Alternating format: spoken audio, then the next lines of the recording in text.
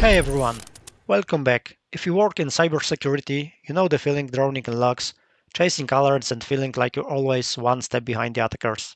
Traditional SOC workflows can be painfully slow, relying on manual logs reviews and reactive alerting.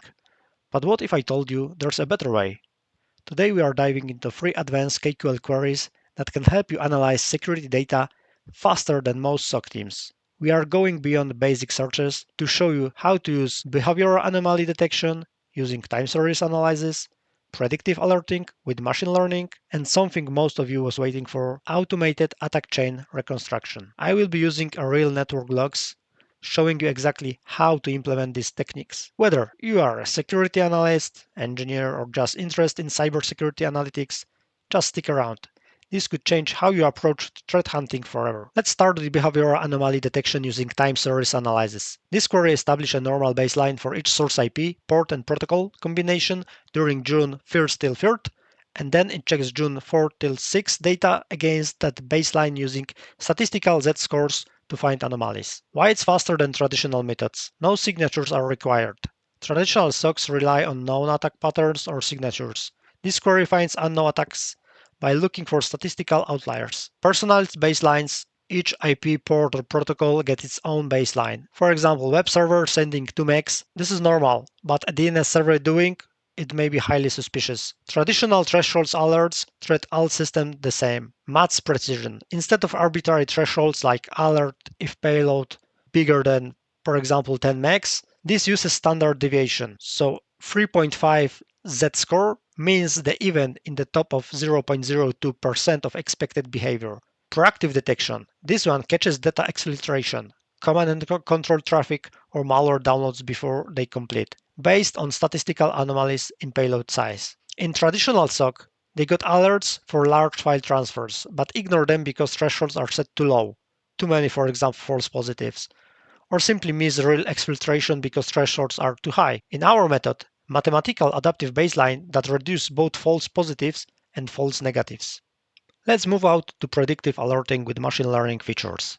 This query calculates a risk score for each source IP based on multiple behavioral features, then prioritize investigation based on those scores. Why it's faster than traditional methods? First of all, multi-dimensional scoring. In traditional SOC, alert may be on too many file logins or port scanning and so on, but this query combines 8 different features into the one risk score. Weighted importance. Notice the weights of unique ports times 0.2 or unique destination for same. Scanning many ports and many destinations is worse than just one. Traditional binary alerts miss these nuances. Tool detection. The query automatically identifies scanning tools like Nmap, attack tools, curl, widget in many different user agents, something which many SOCs may overlook. What about focus optimization? Top 30 by risk score description ensures analysts investigate the 30 riskiest host, not the 30 noises or most recent. Explainable AI.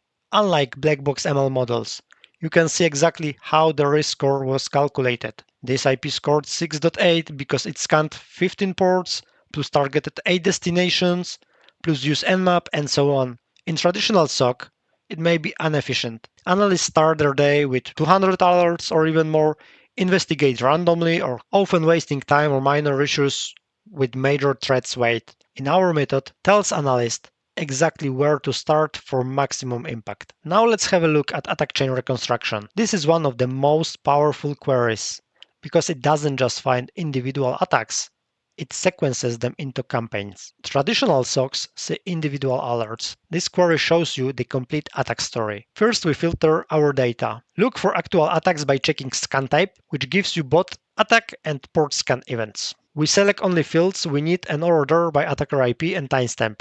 This chronological ordering is crucial for seeing attack progression. Serialize. Here is where the magic happens. Serialize operator preserves row order. Then we use next to look at the next row in sequence, and we filter to keep only rows where the same attacker appears in consecutive events. Calculate time gaps between attacks. Why this beats manual analysis? Traditional SOCs might see this as separate alerts, our support.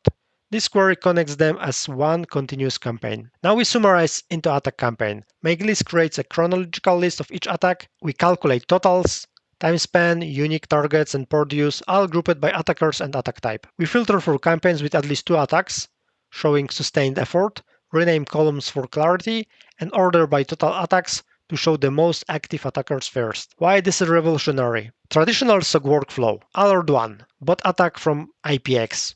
2 hours later, alert 2, bot attack from same IPX. Analysts probably investigate them separately, never connects them as one campaign. It's just waste of time of piecemeal investigation. In our KQL method, one query shows IPX conducted 15 bot attack attempts over 4 hours against 8 targets. Complete story in seconds. Analysts understand scope immediately. Let's check the real-world impact. Check, for example, IP 3.222.94.132. It conducted multiple bot attack attempts across different ports and targets. Traditional CM would show this as 6 separate alerts. Our query shows it's one coordinated campaign. The attack campaign column literally writes the incident report for you. Example, SSH to 114.115.29.125 on port 8080, or SNMP to 114.115.29.125 on the same 8080 port. You can see the attacker trying different services on the same target. There are a lot of key advantages over traditional methods. Context preservation, so not just that an attack happened, but how it progressed. Time intelligence, so calculates exact time spans between attack steps. Target analysis, shows how many different systems were targeted. Port pattern recognition, you can reveal if attackers are focusing on specific services. Campaign identification, group relate attacks that might be hours apart. This isn't just about finding attacks faster, it's simply about understanding them better. When you see an attack campaign instead of individual alerts, you can prioritize better, respond smarter, investigate deeper, and report accurately. Simply provide management with campaign level intelligence. The serialize and next functions are secret weapons here. It's quite easy, but they turn a timeline of events into a story of an attack. And stories are what humans understand the best, not rough data points. That's it. 3 powerful KQL queries that can dramatically speed up your security analysis. Remember, it's not just about finding threats faster, it's about finding the right threats first. The key takeaways from today: use behavioral baselines to find anomalies before they become incidents. Reconstruct attack sequences to understand the full picture.